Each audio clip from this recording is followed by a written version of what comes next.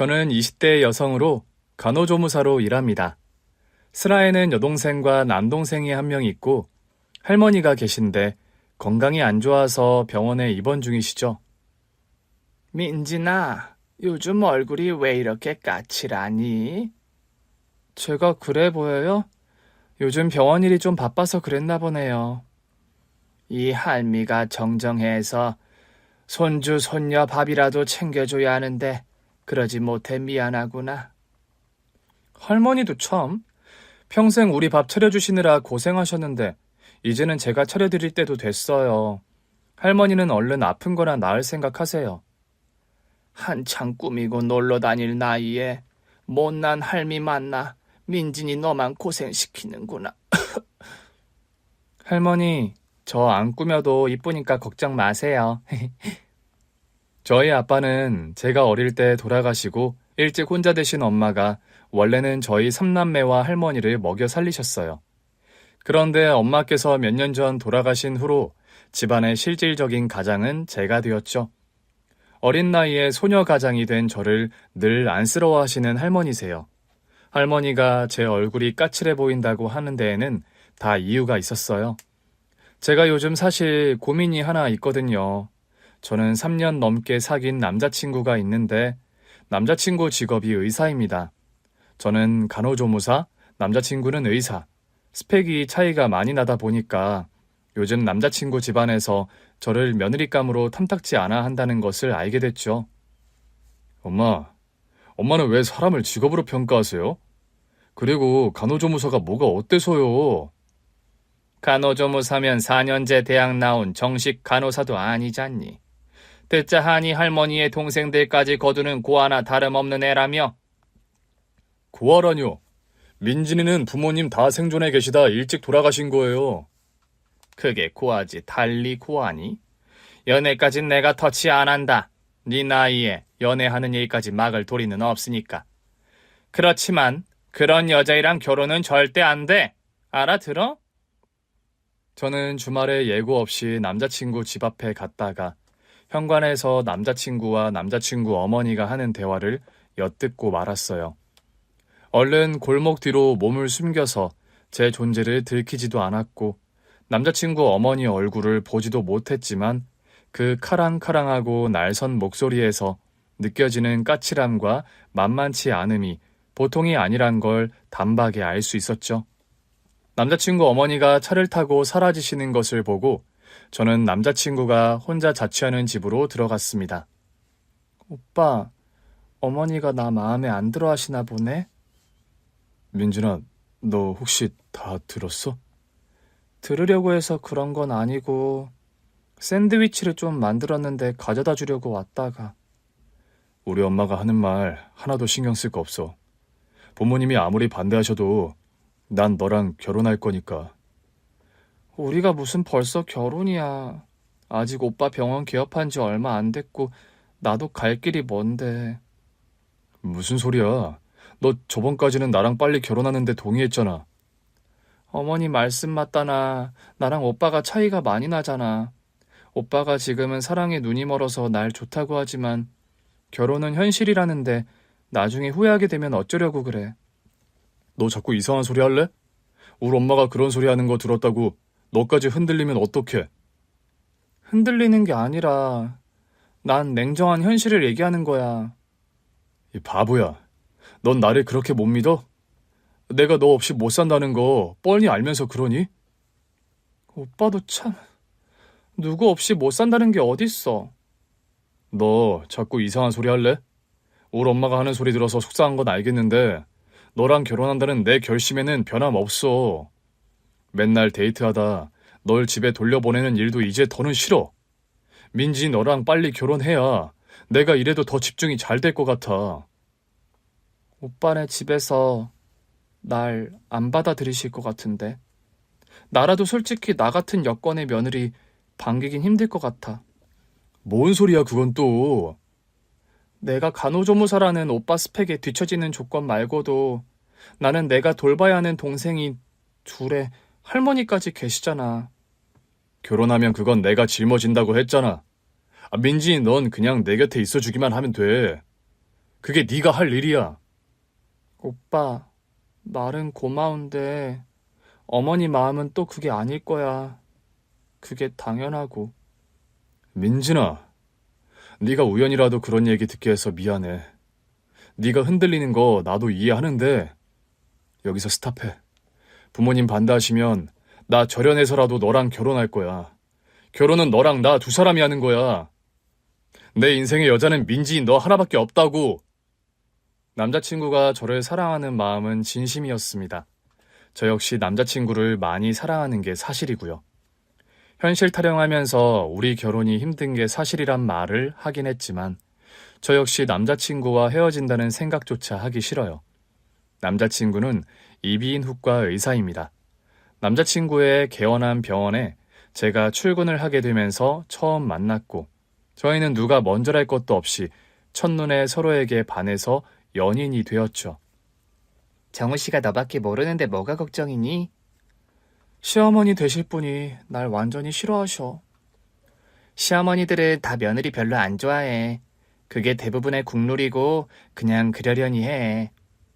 객관적으로도 솔직히 내가 오빠한테 조건이 많이 처지잖아. 오빠는 의사고 집안에 돈도 많은데 솔직히 나보다 더 좋은 여자 만나 결혼할 수 있는 사람인 거 사실이니까. 너 설마 정호 씨랑 헤어질 생각이니? 그런 거 아니지? 오빠 어머니가 나에 관해 하는 얘기 우연히 들었는데 결혼을 해도 가시밭길일 거란 생각이 들어서 우울하다. 결혼을 뭐 남편이랑 하지 시어머니랑 하니? 벌어진 일도 아니고 벌써부터 너무 걱정하지 마, 민진아. 너 20대 내내 거의 제대로 된 연애도 못하고 동생들이랑 할머니 돌본다고 고생만 했는데 어렵게 찾아온 좋은 인연 절대 놓치지 말고, 응? 친구는 저를 위로해줬지만 저는 남자친구와 결혼을 앞두고 고민이 많이 되는 게 사실이었죠. 아직 동생들이 중학생, 고등학생들인데 동생들만 두고 제가 시집을 가는 것도 무리인 것 같다는 생각이 들었고요. 게다가 할머니 건강이 많이 안 좋은 상황에 제가 결혼 생각하는 게 사치가 아닌가 그런 생각도 들더군요. 이런저런 걱정으로 심란한 하루하루를 보내던 어느 날이었어요. 병원에서 한참 일을 하다가 점심시간이 되었고 동료들과 밥을 먹으려 나가려는데 분기탱천한 모습에 한 부티나는 중년 아주머니가 병원 안으로 들어오는 겁니다. 지금 병원 점심시간 시작입니다. 1시 이후에 진료 접수 가능하시거든요. 나 이 병원에 진료 보러 온 거 아니에요. 나 여기 병원 원장 엄마 되는 사람이야. 전 그 말을 듣는 순간 오금이 저리는 듯한 충격과 공포를 느꼈어요. 저를 며느리로 완강하게 반대하는 예비 시어머니가 병원까지 쳐들어올 거라곤 생각을 못했거든요. 마침 그때는 남자친구가 지방으로 세미나를 가버린 상황이라 남자친구와 동업을 하는 다른 의사 한 명만 병원에 있는 상황이었죠. 여기 간호사들 중에 김민진이 있지? 민진이가 누구야? 고아 출신 간호조무사인 내가 의사인 남편과 사랑에 빠져 결혼을 약속했더니 병원에 내 머리끄덩이 잡으러 온 예비 시어머니였습니다. 당장이라도 제 머리채를 잡을 것 같은 그 분기탱천한 기세에 저도 모르게 위축되는 마음이 들더군요. 그렇다고 모른 채 할 수도 없는 노릇이라 저는 두려운 마음에 겨우 뒤돌아서서 제가 손을 들었어요. 그런데요, 바로 그 순간 믿을 수 없는 일이 벌어졌습니다. 예비 시어머니 되실 분이 제 얼굴을 보자마자 행가래를 쳐주시며 저를 반기시는 겁니다. 저는 순식간에 태도가 돌변한 시어머니를 이해할 수가 없었어요. 민진이 너 여마 성함이 선옥자 씨 맞지? 어떻게 저희 엄마 이름을 아세요? 의심하기엔 말도 안 되게 옥자 씨랑 네 얼굴이 붕어빵이구나 세상에. 그런 말을 하면서 제 얼굴을 이리 보고 저리 보는 시어머니였어요. 안 그래도 옥자 씨와 연락이 끊겨서 답답했는데 너희 어머니 지금 어디 계시니? 저희 엄마요? 저희 엄마 7년 전에 베트남에서 돌아가셨어요. 뭐? 베트남 건너가서 한인 민박인가 한다는 소리는 들었는데 거기서 돌아가셨다고? 네, 베트남서 사촌이 하시는 민박집 일 도와주시다가 현지에서 교통사고로 그만. 그래서 옥자 씨와 그 후로 연락이 안 되었던 거로구나. 난 그런 줄도 모르고 옥자 씨가 내 연락을 안 받은 거라고 생각했는데. 그런 말을 하면서 저희 엄마 소식을 듣자마자 오열을 터뜨리는 시어머니였어요. 저는 예비 시어머니의 그런 반응이 쉽게 이해가 가지 않는 게 사실이었죠. 대체 과거에 무슨 인연이었길래 이런 반응을 보이실까 궁금하더군요. 저희 어머니를 어떻게 아세요? 민진아, 일단 사과부터 할게. 민진이 네가 옥자 씨 딸이라는 걸 알았더라면 내가 너를 찾아와서 타박할 생각을 절대 못했을 텐데. 세상에. 그런 말을 하면서 저를 덥석 끌어안는 예비 시어머니였습니다. 미안하다, 민진아. 내가 은인의 딸을 몰라보고 박대를 하다니. 하마터면 내가 정말 천벌받을 짓을 할 뻔했구나. 그 후로도 한참을 오열하던 예비 시어머니는 겨우 감정을 추스르고 과거 이야기를 하기 시작하시더군요. 너희 엄마 옥자 씨는 과거에 우리 집에서 가정부 일을 오래 하셨어. 베트남 가기 전에 저희 엄마가 가정부 일하셨던 거는 저도 기억해요. 성북동 사장님 댁 다닌다는 말, 네 엄마로부터 들은 기억, 민진이 너는 없어? 기억나요. 엄마가 아침에 출근하실 때마다 엄마 성북동 일 다녀올게 하시곤 나가셨으니까요. 네 엄마는 우리 집안을 구제한 정말이지 고마운 분이셨단다. 우리 엄마가요? 그래, 이제 옥자 씨 딸인 너를 이렇게 만난 것도 참 하늘이 내린 인연이란 생각이 드는구나. 네 엄마가 어떤 분이었는지 너에게 다 말해줄게. 예비 시어머니로부터 듣게 된 저희 친엄마와의 과거 사연은 참으로 놀랍고도 특별한 것이었어요. 우리 친정어머니가 지금은 돌아가셨는데 살아 계셨을 때도 신부전증이 심해서 늘 사흘 걸러 투석을 하는 분이셨단다. 저희 엄마가요? 과거에 성북동 부잣집에 파출부 일을 오래 하셨습니다. 그 댁에서 일하며 시어머니의 친정엄마, 그러니까 그 댁의 사모님 병간호를 도맡아 하셨던 엄마였다고 합니다. 옥자 씨, 오늘도 고생 많았네. 난 괜찮으니 이제 그만 들어가 봐요. 사모님, 오늘 투석 받으시느라 고생이 더 많으셨죠? 혈액순환 잘 되시라고 안마 좀 해드리고 갈게요. 매번 일이 퇴근 시간인 아랑곳 안 하고 날 돌봐주니 내가 더 미안하네. 투석 받고 오신 날 힘든 거 다 아는걸요. 옥자 씨처럼 헌신적이고 천사 같은 간병인은 내 평생 처음이유. 과찬이 지나치세요. 아니야, 내가 언제 빈말하는 거 봤어? 내가 젊어서부터 몸이 약해 종합병원이란 별명이 붙은 사람이라 늘 간병인을 써왔지만 옥자씨같이 진심으로 아픈 사람 돌봐주는 간병인은 없었다우. 엄마는 시어머니와 친정엄마, 그 댁의 사모님을 극진히 간호했고 그 덕에 사모님의 두터운 신망을 받으셨다고 하더라고요. 아직 퇴근 안 했어요? 아, 네, 이제 하려고 합니다. 엄마가 한참 사모님 안마를 하는데 안방문을 벌컥 열고 들어오는 사장님, 시어머니의 친아버지였죠. 이혼 도장 대체 언제 찍어줄 거야? 내가 누구 좋으라고 이혼 도장을 찍어주죠? 이제 와서 나랑 법적으로 부부로 남는 게 무슨 의미가 있어? 무슨 의미라니요? 내가 뭐 당신 좋아 이혼 안 해주는 줄 알아요? 생때 같은 내 자식들 권리 생각해서 그러는 거지? 평생 아파서 골골거린 거 말고 아내 자리 제대로 한 것도 없으면서 언제까지 내 발목 잡을 셈이야? 딴 집 살림 차리니 아주 이혼 못해 눈이 돌았나 본데 천년 아니 만년을 기다려 봐요. 내가 이혼해 주나? 에이, 정말 지긋지긋한 여편네야. 그러니 내가 정이 떨어지지 안 떨어지나? 안방문이 부서질 정도로 세게 닫고 나가버리는 사장님이었죠. 그 당시 시어머니의 아버지는 비서로 부리던 여자와 바람이 나서 딴 살림을 차린 상황이었다고 합니다. 이런 얘기 참 부끄러운 가정사다만 이제 민진이 네가 며느리가 될 나이니 다 까놓고 오픈하마. 당시에 우리 아버지가 아주 바람이 나서 제정신이 아닌 상황이었다. 대놓고 할머니께 이혼을 요구하셨다고요? 그래. 우리 엄마는 안 그래도 투병하느라 힘든 상황이었는데 그런 엄마를 찾아와서 매일 이혼을 종용하는 아버지였어. 아무리 아버지였어도 그런 모습을 용서하기 힘든 나였고. 시어머니는 그래서 당시 아버지와 불화가 심했다고 합니다. 아빠, 오늘 또 엄마 찾아가서 이혼 서류 내미셨다면서요?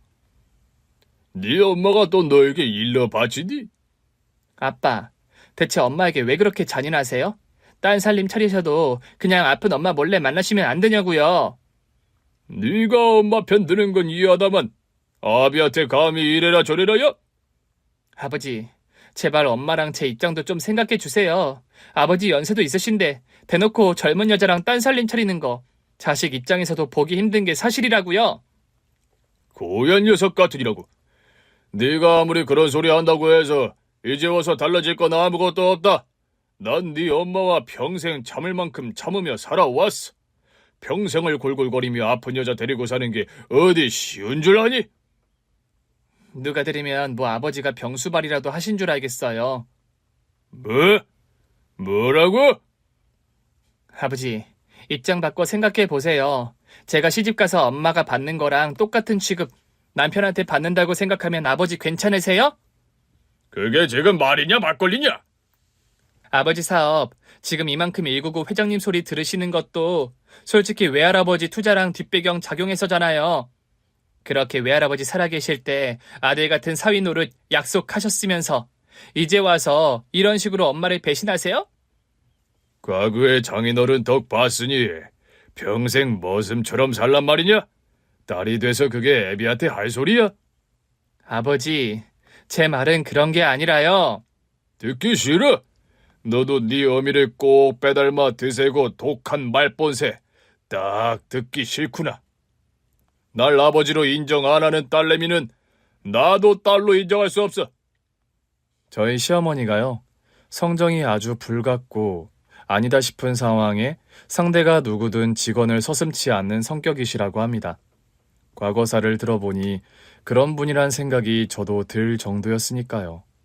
아픈 엄마를 두고 버젓이 딴 살림을 차린 아버지를 받아들이지 못하는 시어머니셨고 매번 총대를 매서 아버지와 언쟁을 벌이셨다고 합니다. 그러다 보니 점점 아버지와 사이가 멀어지는 시어머니셨고 그걸 더 부채질하는 게 상간녀였다고요. 아니, 딸에게 그런 소리를 듣고도 가만히 있었다는 거예요? 듣기 싫은 말이지만 그 애가 하는 소리가 틀린 말도 아니긴 해. 그런 식으로 오냐오냐 받아주니 아버지 무서운 줄도 모르고 그리 날뛰죠. 회장님, 제가 나이도 어린데 얼마든지 회장님 아들 줄줄이 낳아드릴 수 있어요? 이 나이에 무슨 또 후사를 보나? 어머, 회장님 말씀 그렇게 서운하게 하시기에요? 제가 얼마나 회장님 사랑하는지 아시면서 그래요. 여자는 자기가 사랑하는 사람 아이는 열이라도 낳고 싶은 게 인지상정이라고요. 서운하라고 한 소리는 아니야. 저 이미 마음 상했어요, 회장님. 어떻게 제 진심을 그렇게 몰라주세요, 네? 참 서운하라고 한 소리가 아니라니까. 알았어요, 회장님. 그러니까 저 회장님 아이 낳게 해주세요. 그리고 아버지 무서운 줄도 모르고 버르장머리 없는 딸내미는 좀 정신 차리게 혼쭐을 내시고요. 혼쭐을 뭐 어떻게 내? 다 큰 녀석을. 한동안만 호적에서 파버리세요. 그러면 겁 집어먹고 회장님께 건방지게 싫은 소리 못할 거 아니에요. 그런 식으로 되도 않는 이간질을 일삼는 상간녀였다고 합니다. 그 와중에 시어머니 모친의 병세는 하루가 다르게 악화되어 갔다고요. 사모님, 오늘 컨디션 많이 안 좋으세요? 신장 기능이 이제 바닥이라고. 이식수술 아니면 답이 없다고 하더군. 사촌 누이분께서 수술해 주시겠다 하더니 왜 갑자기 마음을 바꾼 거래요?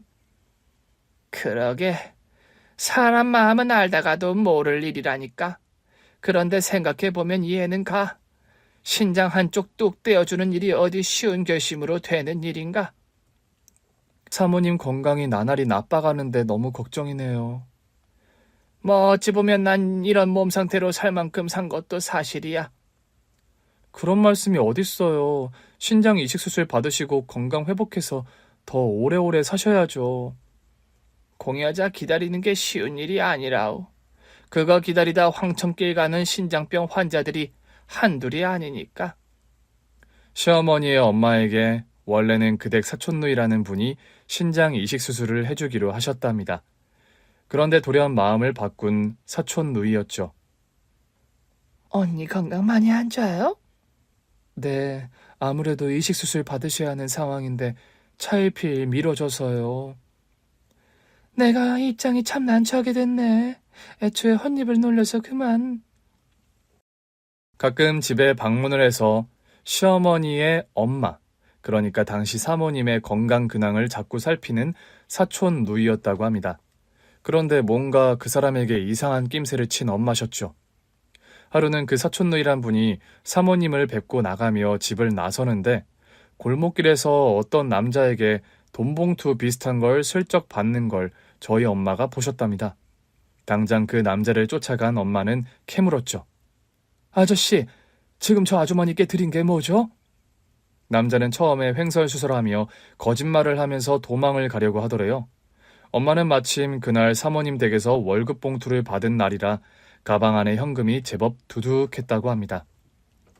아저씨, 이거 내 한 달치 월급이에요. 이거 다 아저씨 드릴 거니까 뭔 일인지 싹 다 이실직고 하세요. 엄마의 딜에 넘어간 그 정체불명의 남자가 그런 말을 하더랍니다. 전 그냥 시키는 대로 했을 뿐이에요. 이댁 회장님과 같이 사시는 작은 사모님이 저 아주머니께 돈봉투 전해달라고 해서요. 작은 사모님이요? 참, 회장님과 살림 차린 여자 말하는 거예요? 저한테 이런 얘기 들었다고 하시면 절대 안 됩니다. 알고 보니까요, 사촌누이라는 친척 어른에게 돈으로 사주를 해서 사모님께 신장 이식 수술 해주기로 한 걸 못하게 막아버린 상간녀였어요. 이런 사실을 밝혀낸 엄마는 자초지정을 사모님과 당시 시어머니께 죄다 말씀을 드렸다고 합니다. 뭐라고? 그 여자가 그런 일을 벌여? 정말 듣자 하니 기가 막히네요. 옥자 씨가 돈봉투 건느니 그 작자가 그런 말을 해요? 네, 회장님과 살림 차렸다는 그 여자분 성함까지 그 남자가 정확하게 알고 있었습니다. 옥자 씨 정말 고생하셨어요. 우린 그런 못돼 먹은 계략이 있었는지조차 모르고 있었네요. 이런 악독한 것을 봤나. 그건 그렇고 사모님 건강이 제일 걱정이네요. 저도 사실 그게 제일 걱정이에요. 딸인 제가 신장을 드리면 좋은데 저 역시 한쪽 신장밖에 제 기능을 못하는 터라. 저희 시어머니가요, 친정어머니 체질을 닮아서 신장이 좋지를 않아 이식수술이 불가능한 상황이었다고 합니다. 사모님, 아가씨, 확률은 희박하겠지만 제가 한번 검사를 받아볼까요? 네? 옥자 씨가요? 아니, 그게 무슨 말이야. 옥자 씨가 왜 그런 검사를 받아? 사모님 목숨이 걸린 일인데 제가 한번 검사를 받아보겠습니다. 엄마의 결단으로 기증자 적합 검사를 받았는데 놀랍게도 기증이 가능하다는 결과가 나왔다고 하더라고요. 엄마는 피 한 방울 안 섞인 사모님에게 신장 이식 수술을 해주셨고 그 덕분에 구사일생으로 목숨을 건진 시어머니의 엄마였다고 합니다. 네 어머니의 결단으로 그때 우리 엄마가 목숨을 건지셨어, 민진아. 제가 어려서 정확히 기억은 안 나는데 엄마가 과거에 큰 수술을 받으셨던 생각이 나요. 가족끼리도 해주기 힘든 선택을 네 엄마가 해주셨고 그때 나와 어머니는 네 엄마에게 너무 감사해서 정말 어떻게 보답을 해야 할지 막막할 정도였다. 생각해보니 과거에 엄마가 병원에 입원을 하시면서 그런 말씀을 하시던 기억이 나더군요. 엄마, 병원에 왜 그렇게 오래 입원하셔야 하는데요? 엄마가 사람 목숨 한 명 구하게 됐구나. 엄마가요? 무슨 수술을 받으시는데요? 민지는 자세히 알 거 없고 그렇게 됐어. 엄마 병원 다녀올 동안 할머니 말씀 잘 듣고 있어야 한다? 네, 엄마. 어렴풋이 엄마가 수술 받으시던 때의 기억이 가물가물 올라오는 저였습니다. 그때 나와 우리 어머니가 너무 고마워서 뭔가 보답을 해드리려고 해도 한사코 보상을 거절하는 네 어머니셨단다. 그래도 네 어머니가 우리 집 일을 그만두실 때 운전기사를 통해 퇴직금을 넉넉히 넣어드렸는데 후에 네 어머니께서 편지가 오셨어. 베트남에서 민박집을 꾸려가게 됐다고 말이다. 네, 그때 베트남 사시던 사촌이 엄마에게 같이 민박집 하자고 연락이 오셔서요. 그런데 옥자씨, 네 어머니는 어쩌다 베트남서 명 달리하시게 된 거야?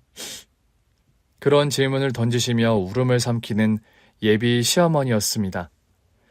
그때 엄마랑 삼촌이 운영하시는 민박집이 아침 식사를 제공하는 시스템이었는데 그러다 보니까 엄마가 매일 저녁이면 시장에 장을 보러 가셨어요. 장을 보고 집으로 돌아오시던 길에 그만. 그래서 그 뒤로 연락이 영 끊겼던 거구나. 나와 우리 어머니는 네 어머니와 연락을 다시 하려고 갖은 수소문을 했는데도 잘 연락이 닿질 않았어.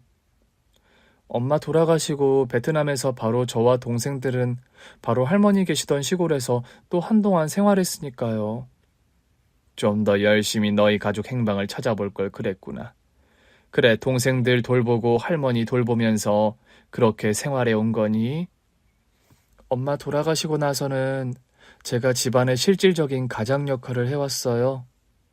옥자 씨가 그렇게 된 줄 알았더라면 더 일찍 너와 네 동생들을 도와줬을 텐데. 미안하구나. 그런 말씀을 하시면서 제 손을 꼭 잡는 시어머니였습니다. 과거에 네 어머니가 우리 엄마를 살려주신 후로 우리 집에는 많은 변화가 있었단다. 저희 엄마가요, 그댁 사모님, 그러니까 시어머니의 엄마에게 신장 이식 수술을 해드린 뒤 많은 일들이 또 벌어졌더라고요. 일단 그 상간녀가 벌인 못된 계략을 모두 아버지에게 말한 시어머니셨다고 합니다. 아버지랑 같이 사는 그 여자가 사촌 숙모에게 돈으로 매수해서 엄마에게 수술 못 해드리게 한 거 알고 계세요? 뭐? 그게 무슨 소리야? 아버지께서 안 믿으실까봐 증인들 다 데리고 왔어요. 시어머니께서는 당시 저희 엄마와 그 상간녀에게 사주받는 남자까지 데리고 가서 당시 시어머니의 아버지 앞에서 이실직고를 시켰다고 합니다. 죄송합니다. 저는 이댁 작은 사모님 부탁을 받고 그만. 정말 이 사람이 그런 사주를 냈다고요? 회장님, 이거 다 모함이에요. 제가 미쳤다고 이런 짓을 벌여요? 그만하세요. 다 밝혀진 마당에 거짓말 하시는 거 아무 의미 없어요. 아무리 내가 이혼 못하고 있는 상황이 답답했어도 이건 아니지 않아? 사람 목숨이 달린 일이잖아. 회장님, 잘못했어요. 저 까딱하다가는 평생 첩소리 들으며 살게 될까봐 그랬네요. 그렇다고 목숨이 경각에 달린 사람을 두고 이런 짓을 벌여? 당신 이렇게까지 악독한 사람이었나? 회장님, 그럼 어떡해요? 큰사모님 살아계신 동안 저는 늘 손가락질만 받는 처진데요. 그래도 버릴 일이 있고 아닌 일이 있는 거지. 욕먹는 처지가 싫다고 한 사람 목숨을 뺏을 뻔했잖아. 회장님도 하루라도 빨리 이혼 못해 안달이셨잖아요. 왜 갑자기 사람들 앞에서 제 타박만 하세요? 이혼하고 싶은 거였지. 한 사람을 망가뜨릴 생각은 아니었어. 당신이란 여자가 이런 무서운 사람이라는 걸 여태 몰랐군. 나 몰래 돈을 주고 사람을 써서 이런 일을 벌여? 회장님, 잘못했어요. 제가 회장님 차지하고 싶은 욕심에 그만. 생각할수록 끔찍하고 무섭군. 우리 관계는 다시 생각해보는 걸로 하지. 그 사건을 계기로 상간녀에게 완전히 오만정이 떨어져 버린 시어머니의 아버지셨다고 합니다. 너희 어머니 덕분에 우리 엄마 아버지는 결국 이혼 안 하시고 평생을 법적인 부부로 해로하셨다. 과거에 그런 일이 있었는지는 저는 하나도 모르고 있었어요.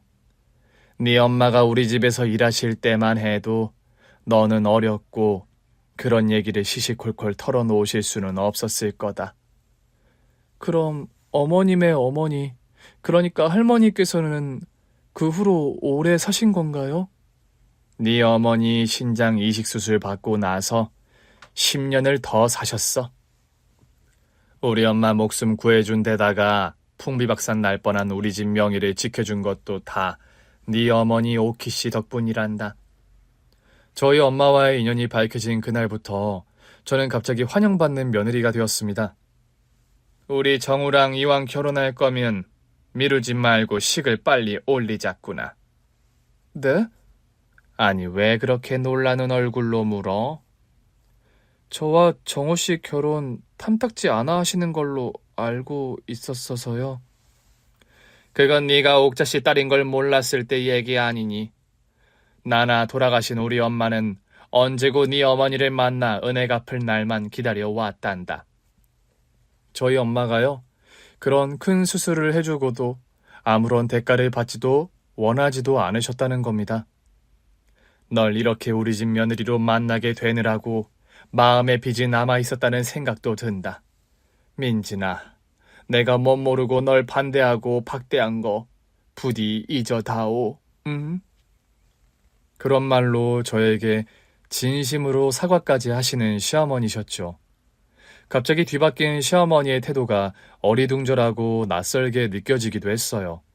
그런데도 사랑하는 남자친구와 현실적인 발목 때문에 헤어지지 않아도 된다는 사실이 무척 기쁘더군요.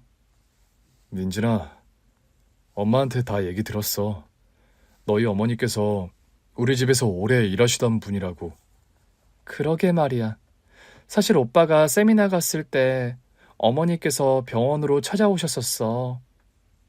그때 그럼 모든 과거 사실이 밝혀진 거야? 응.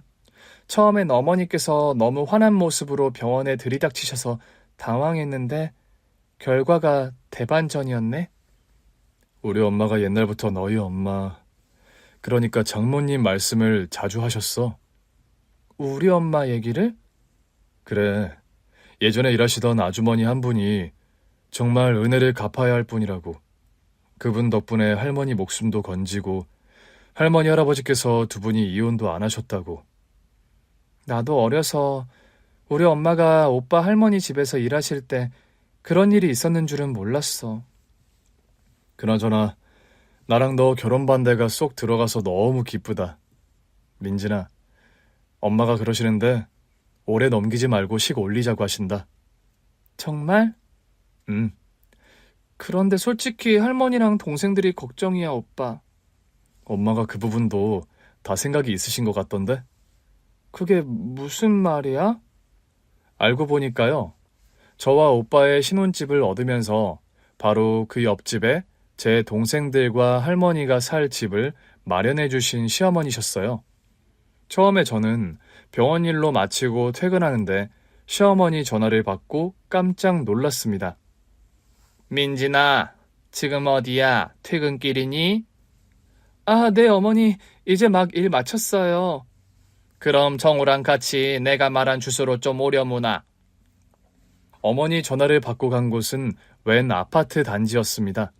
한 호실은 저와 남자친구가 신혼살림을 차릴 아파트였죠.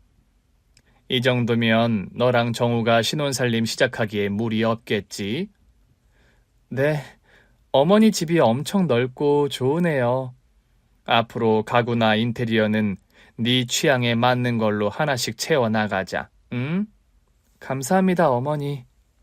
살면서 한 번도 구경조차 해본 적 없는 넓고 쾌적한 아파트였습니다.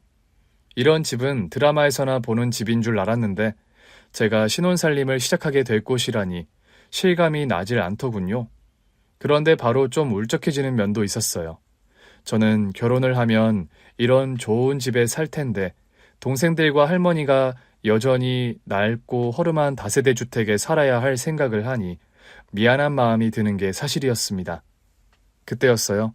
생각하지도 못한 말을 시어머니가 한 것은요. 민진아, 너 시집 오게 되면서 네 동생들이랑 할머니가 걱정이라면서. 남자친구로부터 아마 그런 말을 듣고 물으시는 것 같았죠. 네, 제가 아무래도 동생들 돌봐주다 보니까요. 그런 것 같아서 너희 신혼집 바로 앞동에 아파트 한 호실을 더 계약했다. 네? 뭘 그리 놀라니? 할머니가 계시긴 하지만 동생들이 아직 학생이니 너와 근거리에 사는 게 너도 마음이 편하고 동생들 챙기기도 좋잖니. 그러면서 저희 신혼집 바로 앞동에 마련한 다른 아파트 호실을 또 구경시켜 주시는 시어머니셨어요. 어머니, 그럼 아파트를 두 채 마련하신 거세요? 그럼. 네 상황이 동생들 돌보고 또 할머니도 모시고 살던 입장이니 이런 편이 네 마음이 편할 거란 결론을 내렸다. 어머니. 저는 감동해서 눈물이 다 나오더라고요. 사실 과거의 옥자 씨, 아니 네 어머니에게 진작에 뭔가 보답을 하고 싶었는데 그러지를 못해서 늘 마음의 짐이었단다. 우리 어머니께서도 돌아가시기 직전까지 네 어머니의 안부와 소식을 궁금해하셨고. 저희 엄마와의 인연이신데 저와 동생들에게까지 이렇게 해주시는 게 그래도 너무 감사해요, 어머니. 아니다. 옥자 씨가 살아있었다면 같이 사돈이 되어서 여행도 다니고 더 재미있게 지낼 수 있을 텐데. 그러지 못해서 아쉬울 뿐이야. 네 시어머니가 살아계실 때 조금이라도 갚아드려야 했는데 그러지 못해서 죄송하고. 시어머니께서는 동생들의 학비까지 전액 지원을 해주셨습니다. 사실 저희 큰동생은 공부를 잘했고 작은 여동생은 어려서부터 그림 그리는데 재능이 있었어요. 저 혼자 간호조무사 일을 하면서 생계를 꾸려가다 보니 그동안은 동생들이 다니고 싶어하는 학원을 마음껏 보내주지 못했어요. 그런데 시어머니의 전폭적인 지원으로 남부러울 것 없이 학원도 다니고 과외도 받게 된 남동생과 여동생이었습니다. 할머니 역시 시어머니께서 소개해 주신 유명한 명의가 있는 대학병원에서 수술을 받으신 후 건강이 몰라보게 좋아지셨죠. 제 수술비까지 지원해 주시고 너무 감사합니다, 사돈어른. 별 말씀을요. 먼저 명달리한 옥자씨 생각하면 저희가 더 죄송하고 감사합니다. 진작에 찾아뵙고 도와드리지 못해서 송구하고요. 아닙니다. 저희 딸과의 인연을 여태 생각해 주시니 감사하죠. 옥자씨가 아니었더라면 저희 어머니 그리 오래 사시지 못했어요. 부끄러운 얘기입니다만 저희 부모님도 애진작 갈라 쓰셨을 거고요. 시어머니의 지원으로 할머니는 건강을 회복하신 뒤로도 큰 고생 없이 잘 지내시게 되었어요. 할머니와 동생들이 다달이 생활하는데 걱정이 없을 정도로 충분하게 경제적인 지원을 해주시는 시어머니셨죠. 저와 동생들, 할머니까지. 갑자기 돈 걱정 없이 호강하며 살게 되니까 저절로 먼저 떠난 엄마가 많이 그리워지는 게 사실이었어요. 살아생전 저희 엄마는요, 평생 홀몸으로 저와 동생들을 키우고 할머니를 모시고 사느라 고생을 엄청 많이 하셨거든요. 베트남에서 민박집 일을 할 때도 늘 고단한 몸으로 밤늦게 파김치가 되어 잠자리에 드시는 엄마셨습니다. 엄마, 어깨 좀 주물러 드릴게요. 저랑 효진이는 다리 좀 주무를게요. 아이고 됐다. 시간이 몇 시인데 안마야. 너희들도 학교 다니고 공부하려면 피곤한데. 그래도 제일 피곤한 건 엄마세요. 효진아, 효원아, 얼른 너희들은 엄마 다리 주물러. 누나는 엄마 어깨 안마할게. 저와 동생들이 일을 마친 엄마의 몸을 안마해드리면 처음엔 마다하시다가도 아이같이 웃으시며 좋아하시던 엄마셨죠. 아이고 시원하다. 내 새끼들한테 받는 안마가 세상 최고다. 피곤한 얼굴에 따뜻한 미소를 지으시며 지그시 눈을 감고 저와 동생들 손을 어루만져주시던 엄마의 따뜻한 손길이 여전히 기억에 생생한 저입니다. 엄마, 저 나중에 크면 엄마 꼭 호강시켜드릴게요. 저도요, 엄마. 나도 엄마 호강시켜드릴 거야.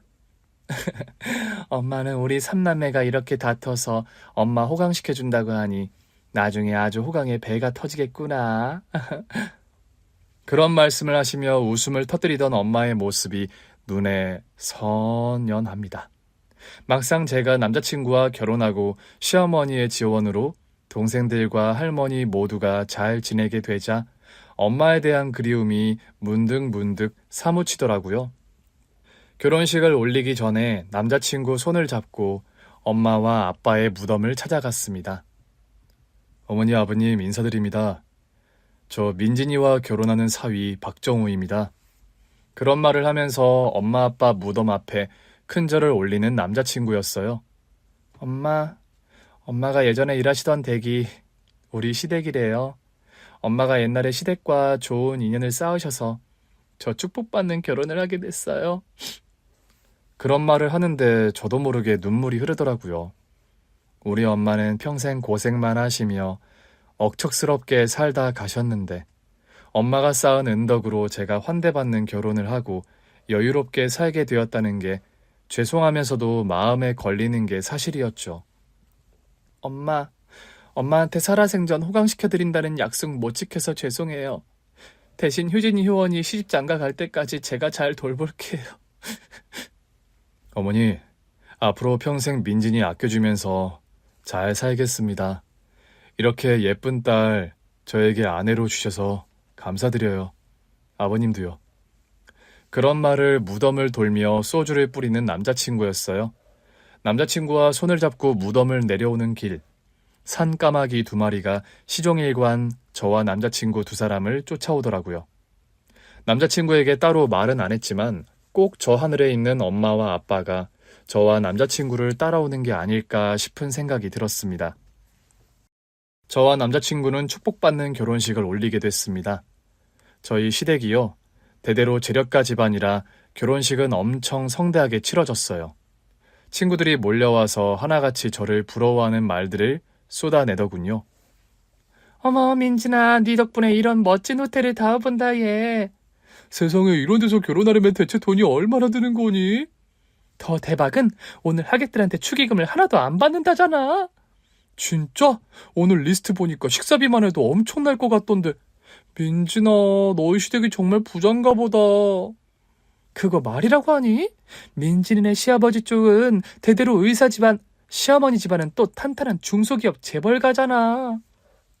민진아, 너 20대 내내 동생들 공부시키고 할머니 병간호 한다고 고생만 하더니 드디어 복 터졌구나, 기집애야. 민진이처럼 착한 애가 복을 받아야 한다니까. 아휴, 부러운 기집애. 너 시집 가는 거 보니까 진짜 현실판 신데렐라가 따로 없다, 얘. 친구들의 부러운 소리를 뒤로하고 드디어 식장에 입장하는 순간이 다가왔습니다. 혼주석에는 할머니 혼자서 앉아 계셨지만 저를 보며 환하게 웃으며 손을 흔드는 할머니셨어요. 따로 입장은 하지 않고 남자친구와 동시 입장을 하기로 했습니다. 나 한때는 오빠랑 헤어질 결심까지 했었는데 이렇게 식장 들어가는 게 실감이 잘 안 난다, 오빠. 내가 말했잖아. 나 무슨 일이 있어도 너와 결혼한다고. 남자친구와 함께 버진로드를 걷는 길. 이제 나도 행복한 꽃길을 걷는구나 하는 실감이 들더군요. 결혼식을 마치고 신혼여행을 다녀온 뒤 저와 남자친구는 행복한 신혼생활 중입니다. 시댁도 가깝고 동생들과 할머니가 바로 근거리에 살고 있어서 제가 크게 걱정할 일이 없는 요즘이에요. 효진아, 효원아, 뭐하니? 누나 왔어? 할머니는 경로당에 놀러 나가셨어. 밥 먹고 있었니? 어디서 이런 맛있는 반찬들이 났어? 언니 왔어? 이 반찬들 다 누가 갖다 준 거게? 반찬들이 할머니 스타일 반찬들은 아닌데? 사돈 할머니 말이야. 언니 시어머니께서 가져다 주셨어. 우리 시어머니가? 공부하는 학생들은 밥 잘 챙겨 먹어야 한다면서 반찬을 사단 찬압 한가득 가져오셨더라. 학비와 생활비를 넉넉하게 지원해 주시는 것도 모자라 동생들 먹을 반찬까지 일일이 신경 써주시는 시어머니셨어요. 고마운 마음만큼 저 역시 살가운 며느리가 되려고 많이 노력하는 편입니다. 어머니, 매번 동생들 반찬까지 신경 써주시고 너무 감사해요. 아니다. 네가 이제 가정을 꾸려서 너는 정우 케어하고 내조하다 보면 네 동생들 신경 쓰기 어려울 거 아니니. 효진이랑 효원이가 어머니 반찬 너무 맛있다고 좋아하네요. 아이들 입맛에 맞다니 다행이지. 참 어머니, 내일 김장하신다면서요? 그래. 그런데 넌 신경 안 써도 된다. 도우미 아주머니랑 같이 하기로 했으니까. 그래도 제가 가서 도와드려야죠. 주말에라도 좀 편히 쉬렴. 네가 살림만 하는 아이도 아니고 정우랑 같이 병원서 일하는데 주말에 김장 동원까지 시키고 싶지 않아. 저는 결혼 후에도 간호조무사 일을 그만두지 않고 계속하고 있습니다. 주변에서는 부잣집 의사 사모님이 됐는데 왜 힘든 일을 계속하냐고 묻는 사람들도 있어요. 김간, 신데렐라처럼 시집 잘 가놓고 일 안 그만두는 이유가 뭐야? 네? 신데렐라요? 그렇잖아. 원장님이 의사기만 한 게 아니라 집안이 엄청 부자라면서. 그래도 제 일은 계속하고 싶어서요. 암튼 김간 특이해. 나라면 그런 집에 시집가면 당장 일 그만두겠구만. 사람들은 제가 간호조무사 일을 계속하는 게 의아한 모양이더라고요. 그러거나 말거나 저는 제가 살아온 삶의 방식을 크게 바꿀 생각은 없습니다. 아침마다 출근해서 남편과 함께 병원에서 일을 하는 일상이 무척 행복하거든요. 같이 출근하고 같이 퇴근하니까 너무 좋은데? 우리 너무 같이 붙어 다녀서 나중에 실증 나는 거 아닐까? 왜? 민진이 너는 벌써 실증 나는 표정이다? 참나, 내가 그런 게 아니라 오빠가 그럴까봐 걱정인데? 그거야말로 쓸데없는 걱정이다. 내가 민진이 너한테 반한 순간이 언제인 줄 아니? 언제였는데? 간호사 복장 딱 입고 면접 보러 왔을 때야. 하얀 제복이 너처럼 잘 어울리는 여자를 나는 본 적이 그때까지 없었으니까. 암튼 오빠도 콩꺼풀이 단단히 쓰였었나 보다. 그나저나 난 어머님께서 나 일 계속하는 거 반대 안 하셔서 다행이야. 우리 엄마는 너 계속 간호사 일하는 거 더 좋아하시던데. 정말? 어머니가 그렇게 말씀하셨어? 살아생전 선옥씨 장모님이랑 당신이 빼닮았다고 성실하고 부지런한 거 말이야. 좋게 봐주셔서 다행이네. 우리 오늘 퇴근하고 영화 보러 갈까? 예전부터 네가 보고 싶어 했던 영화 개봉했던데. 좋지, 콜. 결혼하고 나서는 아쉽게 데이트를 하고 나서 서로 각자의 집으로 헤어지지 않아도 되는 점이 가장 좋은 것 같더라고요. 한때는 시어머니의 결혼 반대로 남자친구와 헤어질 결심까지 했었는데 이렇게 매일 함께 출근하고 함께 퇴근하고 논스톱으로 데이트까지 즐길 수 있는 일상이 참 행복합니다. 동생들 공부시키는 일이 경제적으로 걱정이었는데 그런 부담 하나 없이 다니고 싶은 학원 실컷 다니며 학업에 매진하게 된 환경도 너무 감사하고요. 얼마 전에 저희 남동생은 지망하던 의과대학에 합격을 했고 여동생은 예고 입시에 합격을 했어요. 우리 손주가 그럼 장내 의사가 된다는 말이냐? 아이고, 기특하다.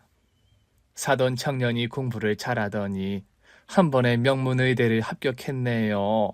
축하해, 사돈 청년. 사돈 어른께서 뭐든 잘 지원해 주신 덕분이에요. 감사합니다. 열심히 공부해서 대학병원에 자리 잡아요. 우리 친가가 대대로 의사 집안이라 얼마든지 팍팍 밀어줄 수 있어. 남동생에 대한 물심양면 지원을 아끼지 않는 시어머니십니다. 여동생은 고등학교를 졸업하면 파리의 유명 미술학교에 유학을 보내주신다고 하더라고요. 동생들 공부시키는 일이 제일 걱정이던 제가 여한 없이 동생들이 꿈을 향해 나아가게 된 환경이 너무 감사할 따름입니다. 이 모든 혜택이 모두 살아생전 엄마의 순수하고 선의가 가득했던 좋은 업보 때문이라는 걸 저는 압니다. 제가 시어머니께 감사하다는 말씀을 드릴 때마다 민진아, 그런 말 말아라. 나는 네 어머니에게 갚아야 할 감사함을 뒤늦게 갚는 것뿐이니까. 그런 말씀을 하시는 시어머니시거든요. 저희 엄마는 교통사고를 당하시고 며칠 동안 중환자실에서 사경을 헤매다 돌아가셨어요. 돌아가시는 순간까지 동생들과 저를 걱정하시던 엄마셨죠. 민진아, 너와 효진이 효원이를 끝까지 못 지켜줘서 미안하다. 힘들어도 언제나 꿋꿋하게 웃으면서 살아. 알았지? 엄마, 효원이, 효진이 걱정 마세요. 제가 최선을 다할게요. 동생들한테. 안간힘을 쓰며 고개를 끄덕이며 제 손을 잡아주시던 엄마와의 마지막이 여전히 기억에 생생합니다. 엄마, 저와 동생들 모두 엄마의 덕스러운 과거 덕분에 이제 걱정 하나 없이 호강하며 살아요. 엄마는 저와 동생들을 지켜주지 못해 미안하다 하셨는데 단 한 번도 엄마가 저희를 지켜주지 않은 순간이 없었던 것 같아요. 이제 저도 동생들도 하루하루 아주 행복하고 모자람 없는 시간들을 보내고 있어요. 저희 걱정은 이제 접어두시고 먼 곳에서 편히 쉬세요, 엄마. 언제나 그립고 사랑합니다. 엄마처럼 저도 사는 날까지 베풀고 헌신하는 삶을 살도록 노력하겠습니다. 누군가의 귀인이 되는 일처럼 살면서 의미 깊고 행복을 전파하는 일이 없는 것 같아요. 귀한 깨달음을 주신 엄마의 인생을 언제나 마음 깊이 되새기며 살게요. 긴 얘기 들어주셔서 정말 감사합니다. 오늘 준비한 사연은 여기까지입니다. 재미있게 들으셨다면 구독과 좋아요, 알림 설정까지 눌러주세요. 그럼 저는 다음 사연으로 찾아뵐게요. 오늘도 건강하고 행복하세요.